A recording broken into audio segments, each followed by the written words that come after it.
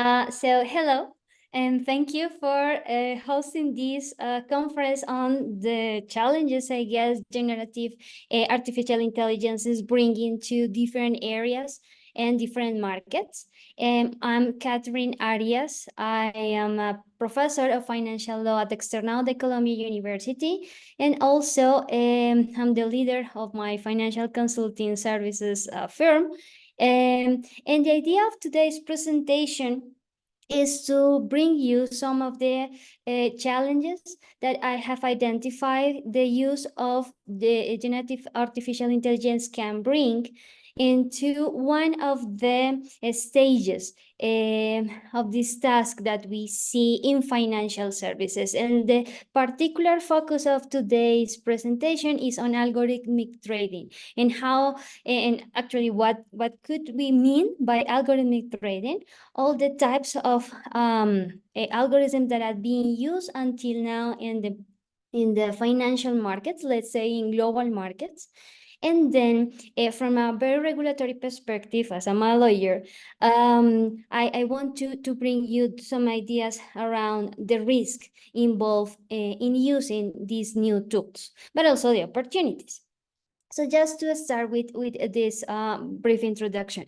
The idea behind the functioning of financial services is basically that we have the opportunity to understand the market as a channel of the capital that is available for the real economy, to provide access to credit, to provide opportunities to get access to investment, and also to promote a savings culture. Within these broad objectives of financial services, one key area that is closely related to providing the best use, the most efficient use of capital is that on establishing and having clear and transparent parameters to understand how pricing works within the market.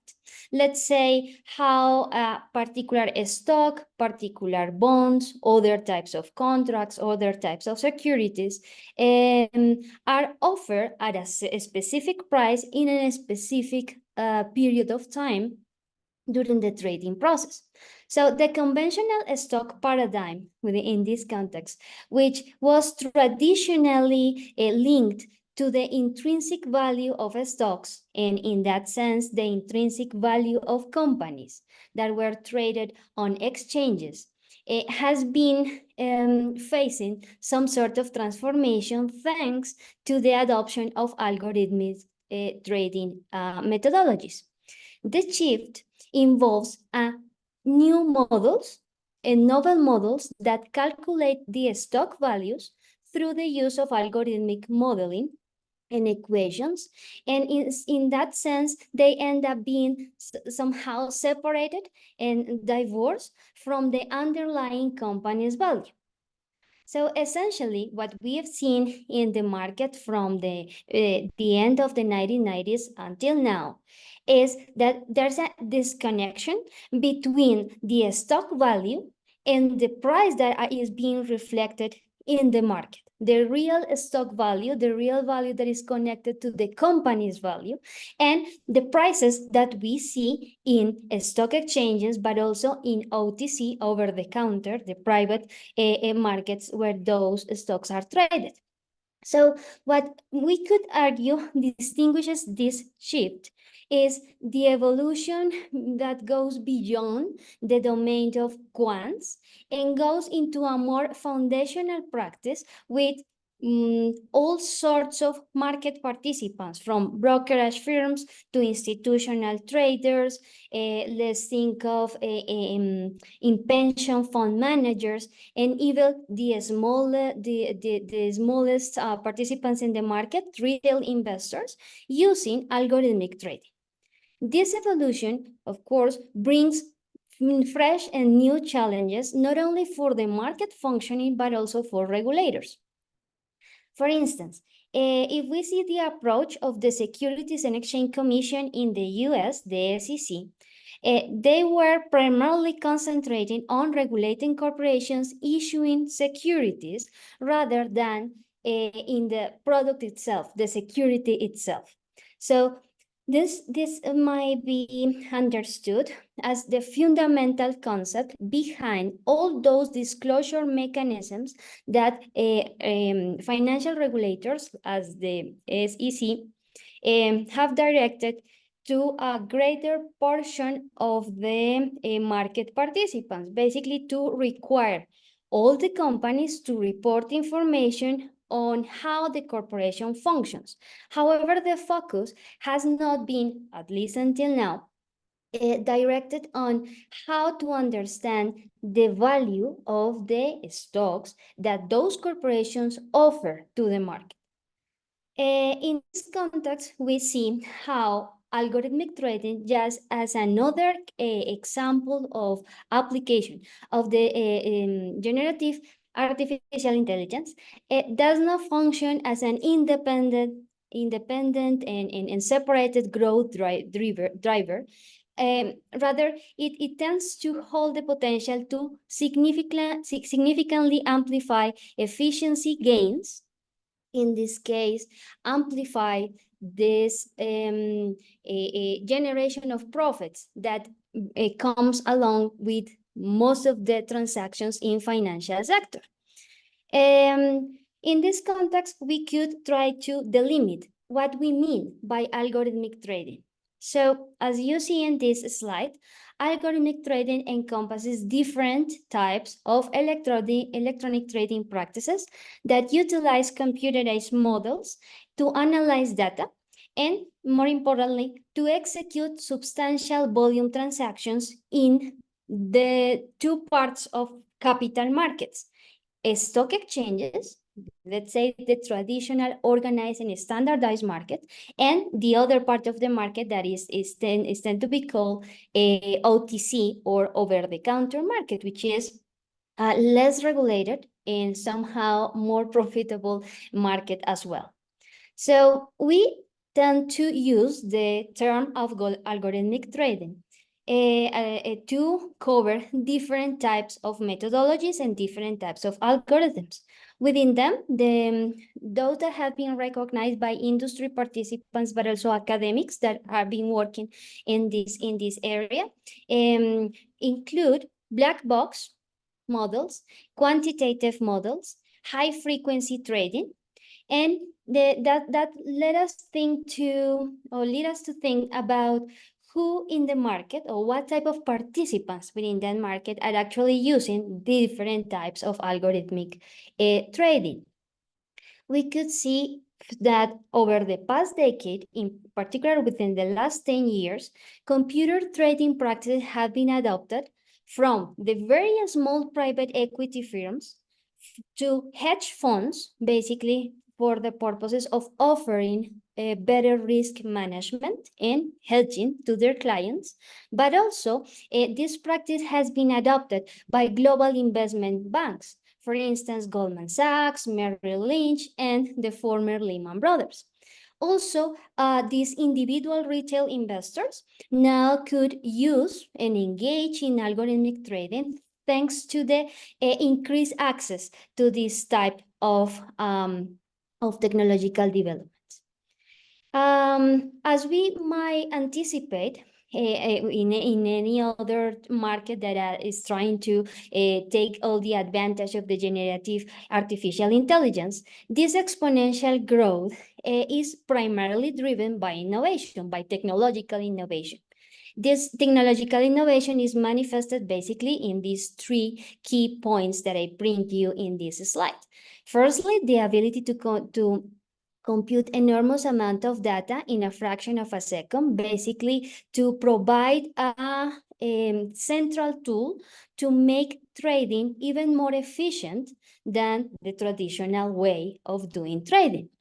Then increasingly sophisticated software facilitated intricate calculations, understanding that not all the transactions in capital's market respond to, let's say, traditional investment or traditional access to credit, but might combine different elements according to what the parties want, the parties of the contract actually want.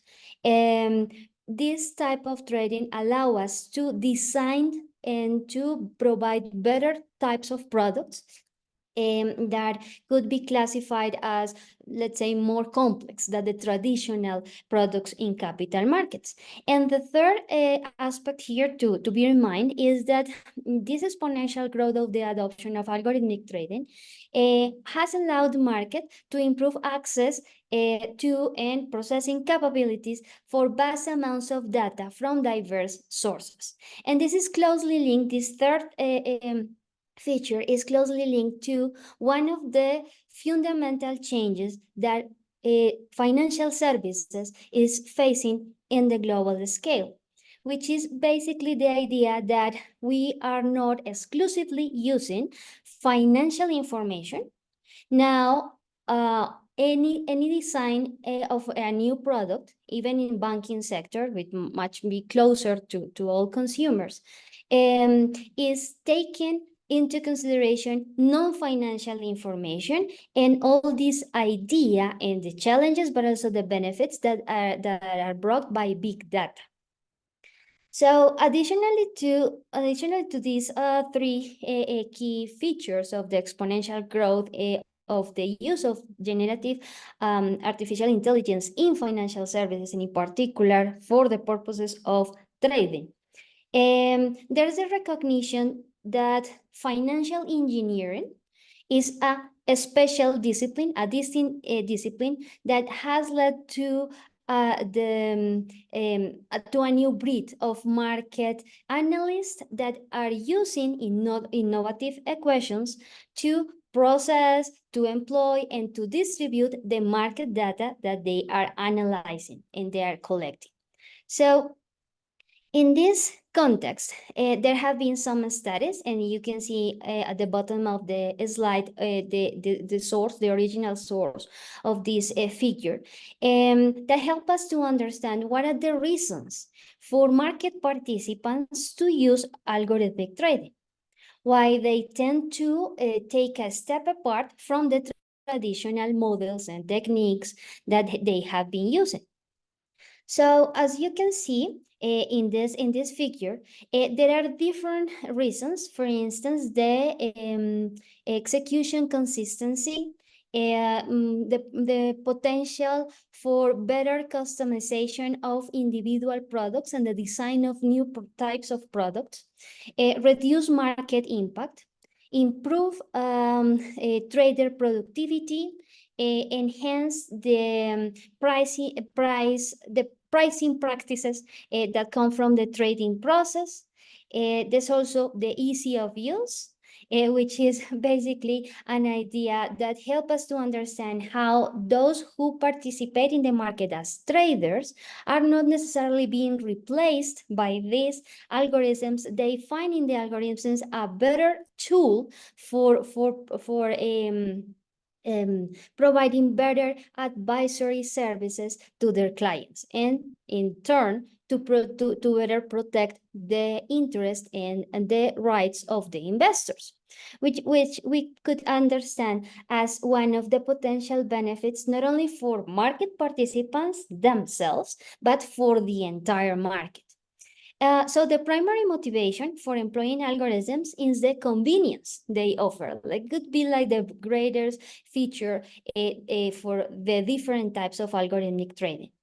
With recent technological developments, we've seen specialized algorithms on electronic trading platforms such as Quotopian and also J4X might be two examples of these technologies that have been used by individuals that actually don't need to have a particular pre-training and expertise in programming. And these sort of platforms allow this type of non-well-informed, let's say, individuals to construct their own algorithms for buying and selling orders of stock and currencies and the other products in capital markets.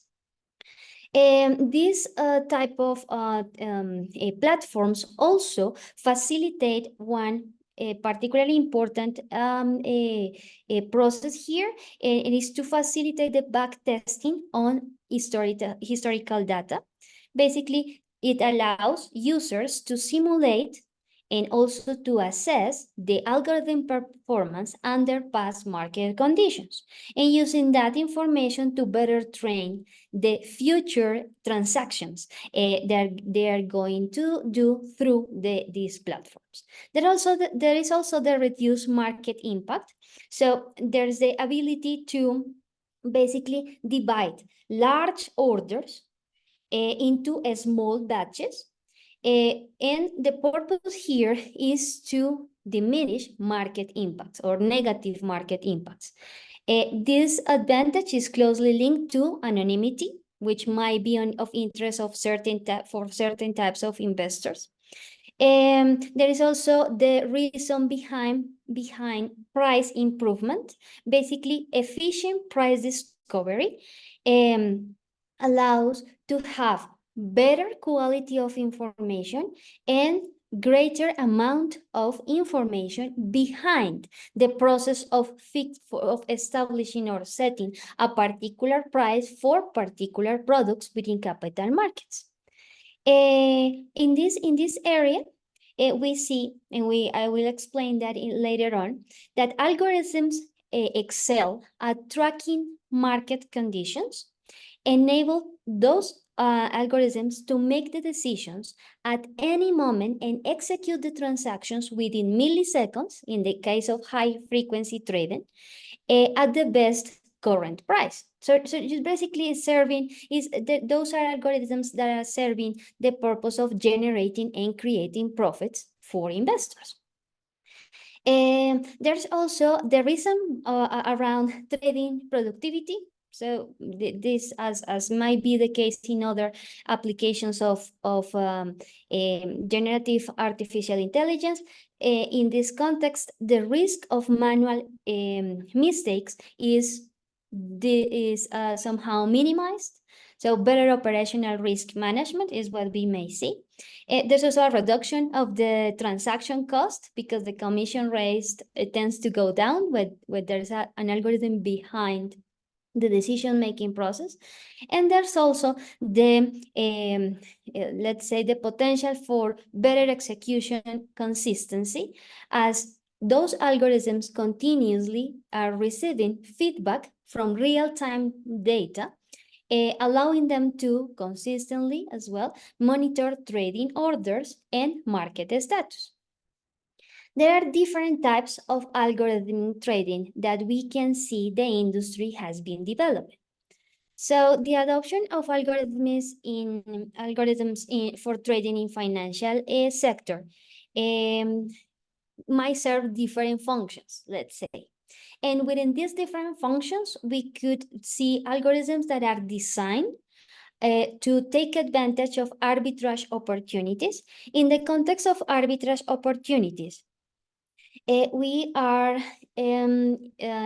operating at a high frequency scale, and in terms of trading, high frequency means a trading that is measured in seconds or less, milliseconds, let's say. And in the algorithm that is designed for arbitrage opportunities, those algorithms identify price differentials between different markets or exchange rates. Let's see an example. We have one particular asset that we want to trade, a stock, and that stock has a price in market A and a different price in market B.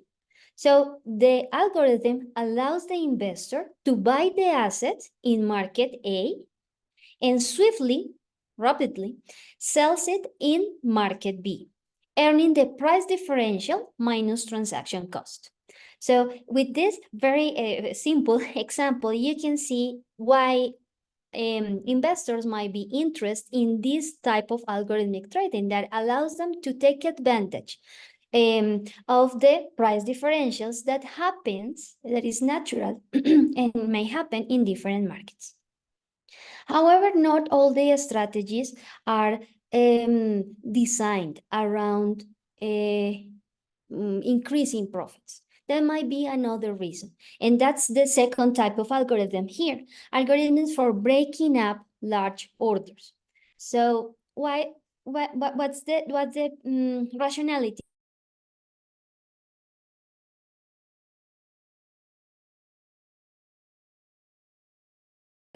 Or for buying or selling at once may cause sharp price changes due to the laws of supply and demand. And as a result, we may face losses and also overruns.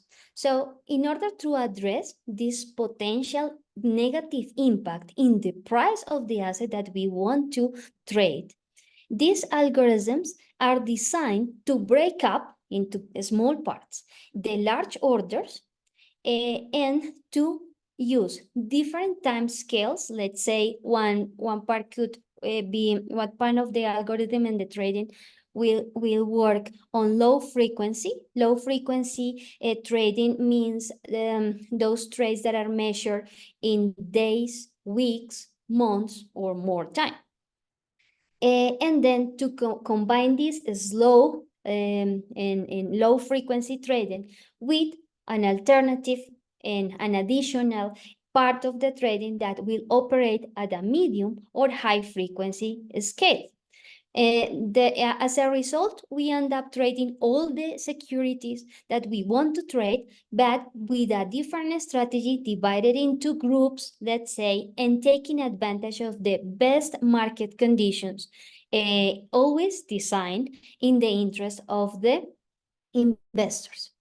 Model-based strategies that you will see there as the third category of algorithmic trading can function across all time scales, let's say low, medium, or high frequency trading. And the key objective here is to model financial market dynamics, basically to identify behavior patterns, to take advantage of that, let's say, to capitalize on that. But also, we may use this type of algorithms to categorize financial assets and to construct a strong, robust portfolio to design a hedging strategy that particularly deals with the risk that tend to affect the investor creation of profits. There's also, let's say, most modern version of algorithmic trading, which are called these as adversarial predators algorithms. Here, the methodology takes a different approach. These primary methodologies are trying to understand the complexities of the functioning of financial services by taking advantage of the mistakes that other algorithms make within the trading. That's why they are called predators. Like they are seeking for errors in other types of algorithms in order to take advantage of those errors, create new orders of buying and selling, and in this sense, create more profits. This figure that I know that is a bit small, the information there.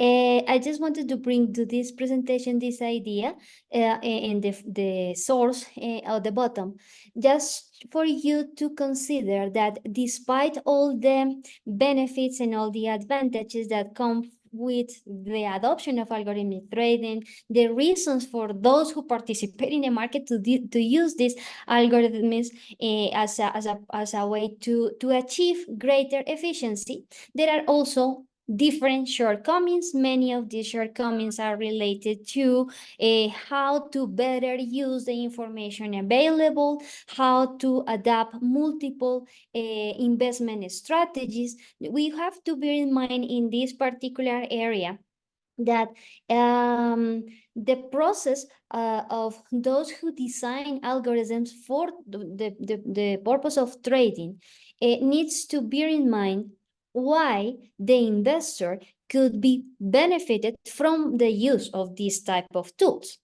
And that's why when we in the real market see different types of investment strategies that might be contradictory between them, that situation of conflict might become a challenge to overcome for those who are developing and designing algorithms for trading. There's also those shortcomings related to epistemological issues, as for instance, where there are differences between the research of the market research that we have developed through the traditional channels and the process of back testing the algorithm that we are going to implement in a particular strategy. There's a tendency in the market to use chronological sampling in order to understand the patterns and behaviors that are common in a stock market. Then similar approach in bonds market. And then we see this practice replicated in different parts of capital markets. However, for the purpose of developing algorithms, this chronological sampling might not be the best idea to provide the data that we need to better train the algorithm. There are some concerns that have been bring to the attention of regulators in particular. When we make reference to algorithmic trading and price efficiency. As you saw at the beginning of this presentation, one of the key functions of capital markets, in general financial markets, is to help us to understand what type of information is used to fix prices, to set particular prices in particular periods of time when trading happens. And this requires high level of disclosure, high level of transparency, that for those financial institutions that have been trading for a long time, is not new, is not a new requirement, but for those designing algorithms might be something new to consider. This could be a source of understanding regulation as a way to limit the way algorithms have an impact, and in this case, a negative impact in financial services and in the purpose behind financial services. And this type of discussions are based on the recent experience. For instance, it is common to see within the last part of the 1990s and the beginning of the 2000s, the use of dark pools to preserve order, confidentiality, because by that period, financial regulators were not particularly focused on understanding the use of algorithms in trading. However, now the use of these dark pools of information is raising some concerns. It is true that those dark pools are meant to enhance liquidity, but at the same time reduces transparency. And transparency is one of the objectives that financial regulators try to have in mind every time that they are trying to understand the adoption of new technologies. Individual investors in this context, the small portion of the market that we could locate as individual investors, tend to perceive the use of high-frequency trades to hold an unfair advantage. And what they argue basically here is that the increased liquidity that comes with the adoption of high-frequency trading poses a particular threat to market stability. Therefore, they tend to feel unsafe in an environment where only the most specialized market participants can take advantage of the use of high-frequency trading. There's also Another aspect to bear in mind here is that the consolidation of exchanges, organized markets, and large-scale trading venues poses a potential threat to market viability. Here, let me clarify something. It's different in the context of financial services, where we make reference to market viability and market stability. The market stability basically is to avoid systemic risk, is to avoid crisis in the large scale. When we move into the concept of market viability, the key concept here is sustainability of the market, the permanence of market participants in that market that have some elements to be taken into account when new technologies are being accepted from the regulators and supervisors perspective. So in this context, one of the crises, a small crisis, that show the importance to better understand what is the consequence of the use of dark pools, the use of high frequency trading algorithms, was the flash crash event that happened on May 2010. That serve as an illustration of the phenomenon of financial crisis that happened within milliseconds. And even financial regulators and supervisors are not ready to use any tool for that level of, let's say, that speed of crisis. So the primary cause of concern in this context, from both individual but also quantitative perspectives in the market, is the potential for disproportional market reactions to seemingly minor effects compared to what used to happen in traditional trading practices. If we go back to 2012, just that year, various major exchanges, including NICAP and market participants, including Night Capital, Facebook, BATS, the Madrid Stock Exchange, the New York Stock Exchange, and the Tokyo Stock Exchange, like large markets, experienced flash crashes attributed to technological issues. And afterwards, but the investigation was being led by regulators and supervisors in those markets, they find out that probably with no 100% of certainty, many of these problems and the crashes and the mini crises that could be measured in milliseconds happen thanks to the way certain algorithms were functioning. A more recent example, which it's basically 11 years ago, but a more recent example, happened in April 2013, and it involved a fake tweet, a Twitter report that talked about seemingly explosions at the White House. The effect on market was immediate, and then what happened there is not just the market panic, which is a conduct that we could discipline from the criminal perspective, but in the market, the consequences, and the monetary consequences of that. Well, a rapid decline of 150 points, around 1%, in the Dow Jones Industrial Average, the Dow Jones, the index, with corresponding losses in the S&P 500 and also in crude oil prices. So this incident of 2013 wiped out billions of dollars in market value.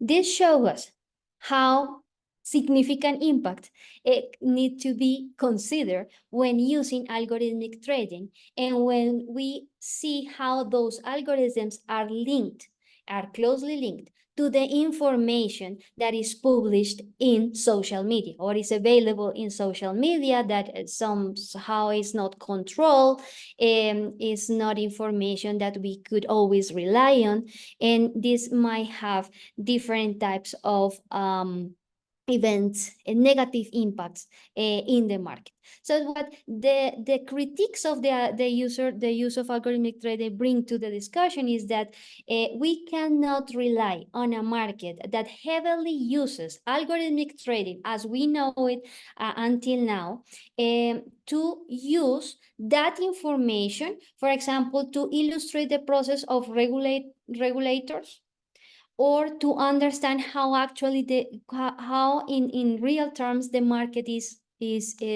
performing. And they bring basically these two arguments to say that algorithmic trading is not benefited but affecting the price efficiency of capital markets. Just to wrap up this presentation, we've seen some let's say scarce and not well articulated regulatory responses. For instance, in the United States, we could say the modern version of regulation, of financial regulation in the US started by 2002 with the Sarbanes-Oxley Act. However, the approach of the Sarbanes-Oxley Act, as we said at the beginning, is focused on disclosure of all the information that is required for large corporations in order to be authorized and to be able to participate and to trade in the market. However, that information that reflects what a corporation is doing and how well they are doing or not is not concerned with the way stocks, bonds, and all the securities are traded, receive a price, and or they are traded in different parts of capital markets. Then the second regulatory tool here is the Dodd-Frank Act. The promise of the Dodd-Frank Act after the global financial crisis was to provide greater levels of transparency and more confidence and more trust in the market by regulating certain topics that were crucial as a cause of the financial crisis. As a result, there was one of the section of the Dodd-Frank Act that talked directly and give the mandate to the Securities and Exchange Commission and the CFTC to ask in the market what type of trading technology is being adopted, how it's being designed, how we could see those algorithms in front of the regulatory objective of investor protection, which is basically the task of any regulator. So in this context, Dodd-Frank Act opened a lot of expectations of what regulators would do. However, we see until now just one instrument that was issued by the Securities and Exchange Commission, but that basically was not a regulation but a concept release. And as you can see in this slide, the purpose of that concept release was to evaluate whether market structures had effectively adapted to changes in trading technology and practices, like asking those regulated entities what are they doing, how they are developing their algorithms. But we haven't seen from 2010 until now a more intrusive approach from regulators. They keep tabs on what is happening in the market. They review certain trading practices. In a similar way, in 2012, we saw the CFTC, the other US regulator in financial services, asking similar questions to its regulated entities. However, until now, we have not a particular or new regulation around this. However, we could see that maybe regulation is not the answer, but this process allows us to understand the notable regulatory challenges in terms of algorithmic trading that I wanted to summarize somehow by using this phrase. There is a notable time lag between the recognition of challenges, we've seen there are many challenges, and experience from the 2010 onwards have shown us the dangers, the perils of allowing the adoption of this type of technology without some sort of guidance of regulators. And the implementations of particular actions, real actions that need to be built not only by regulators and supervisors, but I think in a cooperative dialogue in a scenario with those who are designing the algorithms, the investors, and these big participants in the market. So thank you very much for listening to this presentation of many challenges, but also opportunities of algo trading. And then here you can find my LinkedIn profile and this QR code, and I'll be happy to hear from you. And thank you very much.